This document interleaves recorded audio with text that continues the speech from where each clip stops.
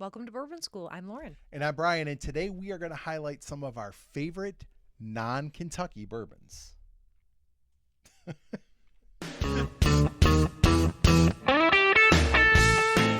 Okay, Brian. Yes. We are talking about non-Kentucky bourbons today. Right. Non-traditional maybe in some aspects, but not really because I think everyone's copying Kentucky. Yeah, I think Mostly. Not Texas. I think we've got one here that's kind of an outlier Okay. as far as not a traditional Kentucky style bourbon. Okay. The rest are Kentucky-ish, I guess. I mean, it's bourbon. Actually, we have one that's a Boo Rye. It's not even a bourbon, but Okay. Well, we'll get there. But Yeah. We're going to get there. Before we begin, let's remind our audience. yes. Make sure you like, subscribe, share, hit the bell for notifications. All right. So, do you want to start? Do you want to start I here think, with our picks? So we compiled a list, and then we kind of picked out the ones we thought were maybe our favorites of that list. So we've got more than these, but these are the ones we decided to highlight. And then at the end, I've also got a list of ones that I would like to try. Hint, hint. Viewers. So hit me up on email. We'll put that at the end of the video. Okay. So yeah, why don't you go ahead? What is your first non-Kentucky bourbon that you like? Okay. I think this was a layup. It was for me. Yeah, I mean, it's Yeah. I think most people would name this. Actually, I think a lot of people might think it's from Kentucky. Oh yeah, yeah, You know, definitely. like people who Unless aren't you go to the distillery bourbon in nerds, Tennessee. Go ahead, sorry. So yeah, no. So I mean, this you have a great bottle here, the single barrel proof. The old number 7, of course, we always recommend you avoid. Yes. But Jack Daniel's has a wonderful array of products out there that are way beyond old number 7. Yep. And I think old number 7 is fine if you're mixing With But Coke. yeah, Okay. I like a Diet Coke, but Diet Dr. Pepper, you name it. It's a good mix. It's not a bad mixer. I will say I like that whiskey flavor with a Coke or something. So I it's fine with that. I just don't like it on its own. No, me neither. But I think people forget sometimes that there's a ton of offerings from Jack Daniel's, especially their Frank Sinatra stuff. Oh, yeah. It's really good. I sampled that when I was there. Some people love it, some people don't. But if you see a special bottle of Jack somewhere, pick it up, try it. I mean, something other than old number 7 is really going to be a huge improvement from that baseline product. And I feel like the boom in bourbon, there's been a couple now in the last decade or two, but the boom in bourbon has really forced Jack Daniel's to do some different things. And everything they've done to add to their catalog has been a banger. Right, and technically it is a bourbon, even though it's not made in Kentucky. So, but cheers right next to door, Jack. Tennessee. Yeah. Okay. What you got?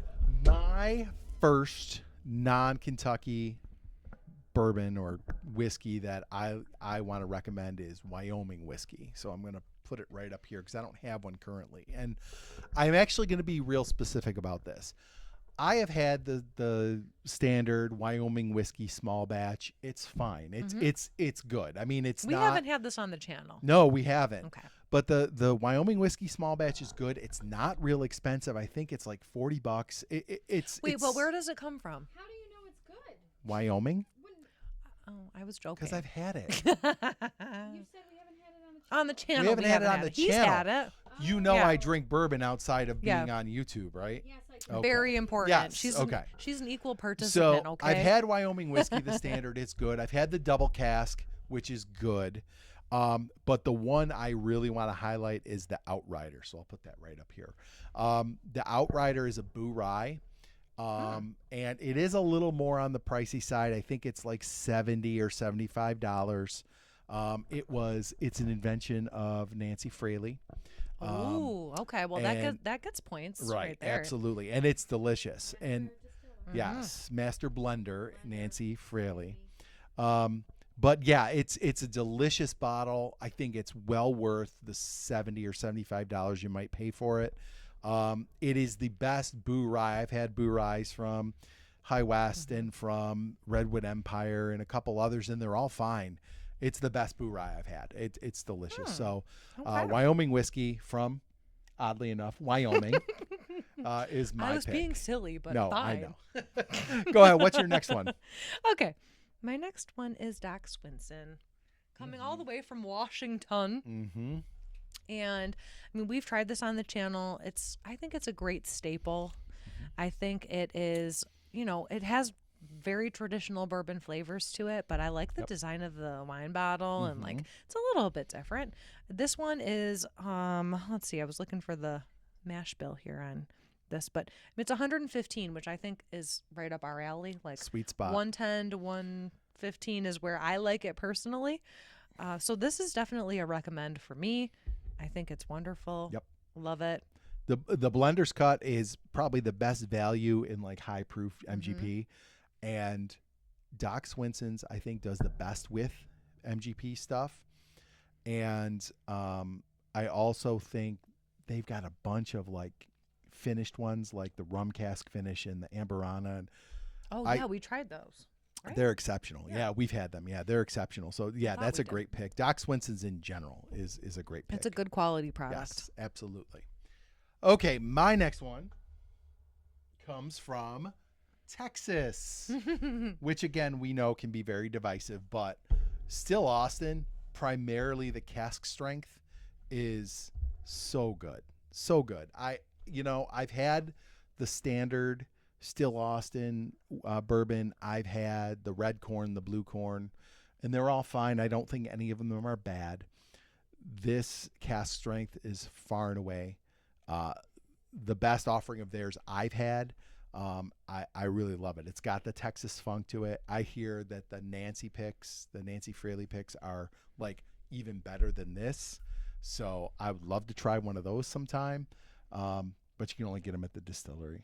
Yeah, and I mean, this is like a really like archetypal Texas whiskey. Yes. And it's offering like the best of Texas. I agree 100%. It's the best Texas whiskey I've had, and it's good enough to be one of what I think the best non-Kentucky whiskeys there is. So I really love this one. So Still Austin, primarily the cask strength bourbon. All right. Okay.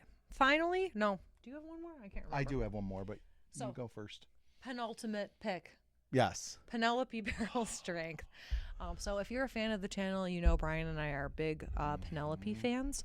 I love the barrel strength, but I also really like the toasted. Do you have any other favorites? The Architect. Penelope? The Architect. Oh yeah, is that the blue bottle? Yeah, it's right back there. All of the Penelope bottles in their lineup are really, really good. They're good quality. This comes all the way from, I can't remember. Indiana. Oh, of course. It says Indiana and Kentucky. Yeah, I think cheating over here. Yeah, but so we're gonna call that Indiana because they just got bought by MGP, so they're Indiana now. I mean, it's nice and sweet. It's a little bit pricier, like $75. This one, this is the 9-year, so it's like $75. But it's really good. It's good quality, and I think you're gonna get an excellent, and with much of I think all of Penelope's offerings are really, really good. Yeah, we've liked Penelope from day one. I don't think I've had a bad bottle yet. The Rio was the one that I was like, this is okay. Different, yeah. It's different. I don't think I'd buy a bottle, but it's a nice end of the night pour. And I think especially now that they have been bought by MGP, like this 9-year is the first bottle that they put out since they were bought. And I said when they got bought, I'm like, oh, they're going to get like the best barrels now. And that 9-year Penelope is phenomenal. Yeah, so we can expect better coming even. Yes, I think it's going to get even better. Yeah, yes. And at 109 proof, again, right up our alley. Yeah, it's perfect. All right, my last one is, and this is another one where it's no surprise, Redwood Empire out of California. Where the redwoods reign. That's right. And Redwood Empire is another one they're exceptional. That's another one that from day one, the first time we tried it, we loved it. The Pipe Dream, the Lost Monarch, and even the Emerald Giant, the rye whiskey is delicious. The cask strengths are great. The ones I haven't tried are the bottled and bond ones. Those are a little harder to come by and a little more pricey. And they just put out some special releases. They have a single malt that's called Foggy Burl. They have I like the name. A high rye bourbon that's called Devil's Tower. And then the one I'm really excited to try is called Screaming Titan. It's a wheated bourbon. Okay. And that one is making its way to Western New York right now. So I'm getting into the weeded. Yeah. I mean, as opposed to the rye. Yeah. I prefer the weeded a little bit. You seem to gravitate towards it a little more. I like the mellower flavors there. So, that's really exciting. Yeah. And the nice thing about Redwood Empire is this is a really nice. All of their standard bottles are really nice offerings, and they're $36, $37. Redwood's great. I mean, the price point is fantastic. Yeah, it's a great value, and even the cask strengths are, $70. I still think that's fair because they're really, really good. So, yeah, California Redwood Empire is the way to go for sure. We really enjoy that one. So, all right, that completes our list. That completes our list. I do have some. I'm going to put the pictures up here. And these are for anybody. If you have access to these, we would love to try them because I've heard so many great things about them, and they're not really available here.